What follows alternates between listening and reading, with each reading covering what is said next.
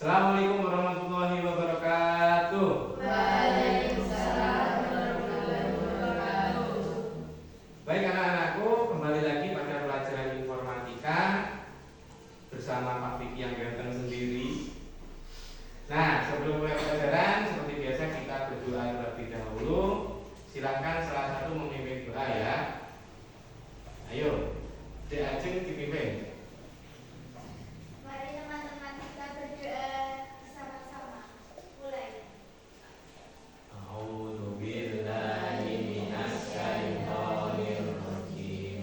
Bismillahirrahmanirrahim. Rabbi zidni ilma warzuqni fahma waj'alni minas sholihin. Amin ya rabbal alamin. Ya. Oke. Bapak absen terlebih dahulu ya. Ada yang nggak masuk nggak hari ini? Semuanya masuk? Alhamdulillah. Berarti cukup nihil saja yang tidak masuk ya. Nah. Oke. Kemarin kan kita sudah mempelajari dengan yang namanya coding dan kecerdasan artificial. Yang salah satu kita pelajari pada minggu kemarin adalah tentang chat GPT. Betul sekali. Nah, oleh karena itu pada hari ini setelah kita mengenal tentang coding dan kecerdasan artifisial, kita akan mempelajari tentang bagaimana sih cara menggunakan coding dan kecerdasan artifisial itu agar sesuai dan benar. Tentunya dengan etika dan resiko kecerdasan artifisial itu sendiri, dengan spesifikasi pengidentifikasian konten deepfake dengan menggunakan AI. Wah, sepertinya ini kok masih lemes ya ini anak-anak ini. Ayo kita coba belajar ya, konsentrasi bicara biar kalian itu konsentrasinya itu menjadi pusat lagi. Kalau saya bilang tepuk satu berarti kalian tepuk satu. Nah, kalau saya bilang satu itu berarti tidak tepuk, ya toh? Nah, coba ayo tepuk satu, tepuk dua, tepuk tiga. Oke, bagus. Tepuk tangan untuk kita semua. Nah, jadi anak-anak kita akan pelajari yang namanya pengidentifikasian konten deepfake dengan menggunakan AI. Ya. Nah, lanjut. Tujuannya adalah tentunya untuk memahami etika dan resiko penggunaan KA generatif. Maksudnya apa? Bahwasanya ketika kita menggunakan kecerdasan artifisial atau AI itu tadi pasti ada yang namanya batas-batas atau rambu-rambu dalam kita menggunakan AI tersebut. Oke. Nah,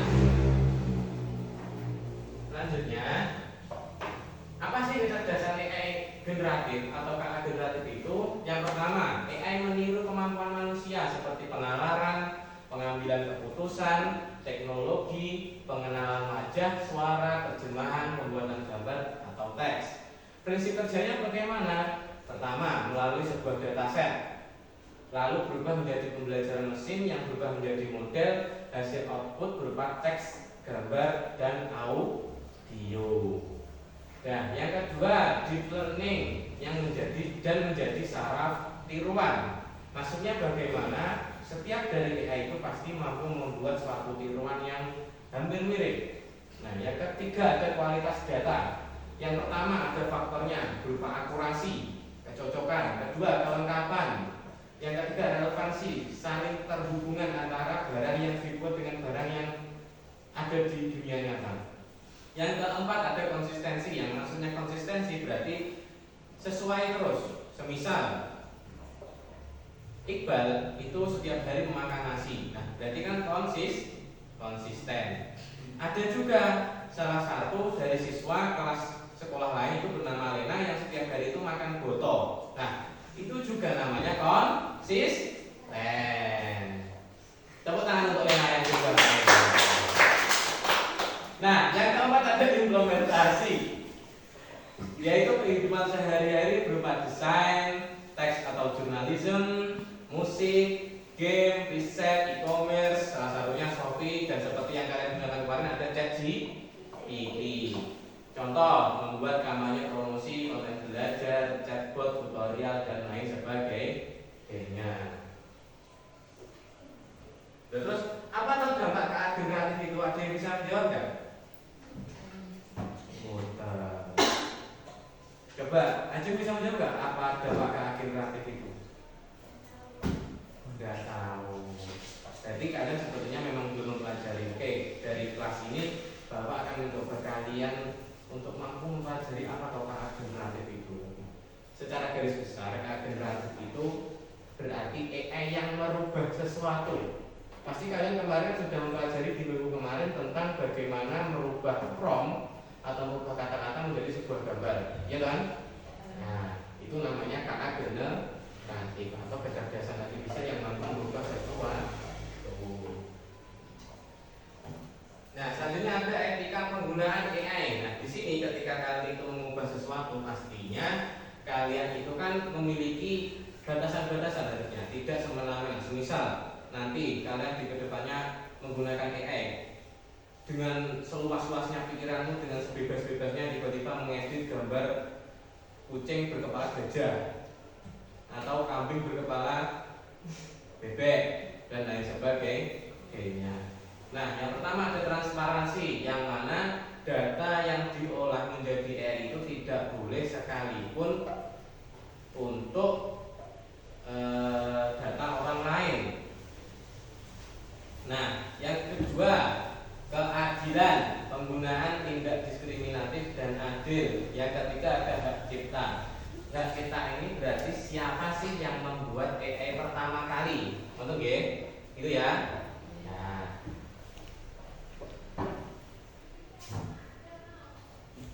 Nah, yang kedua ada resiko penggunaan AI.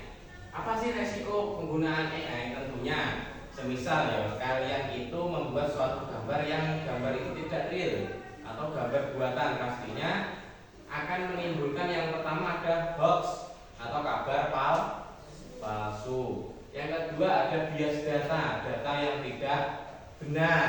Yang ketiga ada privasi dan keamanan yang berupa pelacakan, pengumpulan data tanpa izin dan penyalahgunaan data.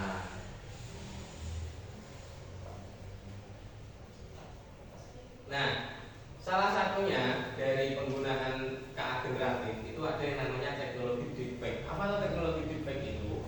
Teknologi deepfake adalah sebuah teknologi yang mampu untuk membuat tiruan dari sesuatu yang kita inginkan. Semisal suatu teknologi itu ingin membuat gajah makan tebu tanpa kita harus pergi ke kebun binatangnya, itu bisa. Atau semisal kalian ingin membuat foto rancangan roket hanya menggunakan AI, bisa. Itu yang namanya teknologi deepfake. Atau contoh, kalian ingin membuat foto dari temanmu yang megene itu dijotosi, itu bisa. Semisal kamu pegel temanmu, tapi jangan ditiru ya. Oke, tenang. Itu pegel tenan dah. Fotonya kok gawe digebuki abang ireng jempalian sikile ndur tangan ngisor. Itu bisa menggunakan teknologi deepfake. Nah, jadi cara kerjanya bagaimana? Yang pertama ada generator, yaitu mencapai konten realistis. Yang ketiga ada teknik face swapping atau mengubah wajah. Semisal ada dua wajah, Ajeng sama Arinda, itu dirubah.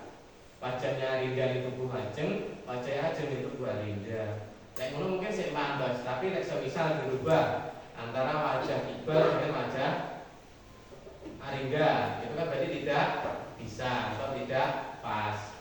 Dan terus bagaimana cara mendeteksinya?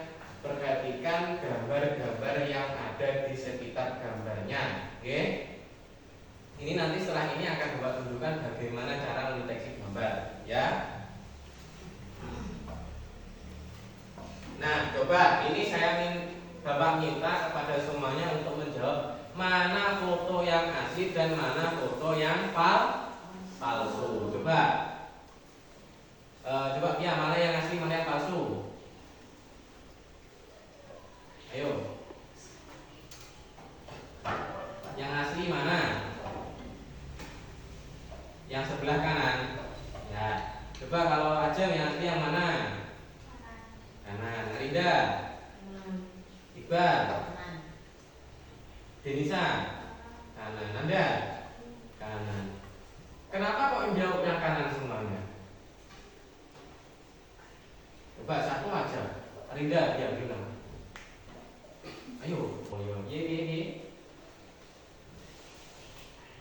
Karena tidak diedit pakai AI.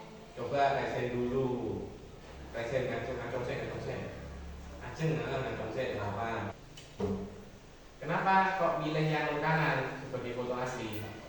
Karena tidak diedit pakai AI. Ya, betul. Tepuk tangan Ajeng. Nah, oke, Bapak-bapak kan. Jadi ada yang namanya website itu back moderation. Jadi kita itu bisa mendeteksi bagaimana sebuah foto itu asli apa tidak sih, apa hasil AI atau bukan. Nah, di sini yang namanya web back moderation. Nah, setelah ini kalian akan mengerjakan secara kelompok menggunakan web back moderation itu tadi. Yang pertama adalah kita akan mengupload fotonya. Foto diupload, lalu akan menghasilkan hasilnya di sini ya. Itu hasilnya di angka 99,6% itu berarti yang menunjukkan hasil foto tersebut adalah hasil foto AI. Betul. Nah, oke. Kita sudah sampai pada penjelasan tentang teknologi deepfake. Oleh karena itu, sekarang waktunya kalian membuka Google Classroom yang ada di laptopmu masing-masing. Dalam waktu 10 menit kalian analisa menggunakan sesuatu yang sudah Bapak tunjukkan tadi. Nanti kalian presentasikan. Oke? Nah, jadi di sini prosesnya seperti ini ya, mulai dari file diupload ke yang namanya website Hive Moderation. Oke. Nah, setelah itu nanti kalian rangkum di sini baru dipresentasikan gitu ya. Nah, oke, jadi kita beralih ke kelompok selanjutnya. Nah, ini di Google Classroom-nya sudah tak masukkan ya. Di sini ada sudah tugas yang kalian Bapak dapatkan. Setelah ini kalian akan membuka website yang namanya Hive Moderation itu ya. Nah, nanti dipilih yang ya. Sudah selesai semua diskusinya? Sudah. Baik, silakan untuk kelompok 1 mempresentasikan hasil diskusinya. Assalamualaikum warahmatullahi wabarakatuh. Saya akan mempresentasikan dari kelompok 1 yang mana foto ini Ya. hasil dari editan AI. Ya, bagaimana kelompok 2? Setuju ya? Tepuk tangan untuk kelompok 1. Nah, oke, selanjutnya adalah dari kelompok 2. Silakan disampaikan hasil diskusinya. Assalamualaikum warahmatullahi wabarakatuh. Waalaikumsalam warahmatullahi wabarakatuh. Hasil dari diskusi kami, foto tersebut adalah hasil editan AI. Ya, betul. Bagaimana kelompok 1? Setuju? Setuju. Tepuk tangan untuk kelompok 2. Nah, oke. Terkait dengan mata pelajaran hari ini yang berkaitan dengan etika dan resiko penggunaan KA generatif, ada yang ditanyakan apa tidak? Ya, nah oke. Jika tidak, sesuai dengan yang sudah Bapak share di Google Classroom, ada tugas tambahan ya. Nanti Google Classroom-nya dibuka melalui HP masing-masing di rumah, dikerjakan dan di-upload. Baik, Bapak akhiri pelajaran coding dan kecerdasan artifisial hari ini. Bila ada kurang lebihnya, mohon maaf. Wassalamualaikum warahmatullahi wabarakatuh.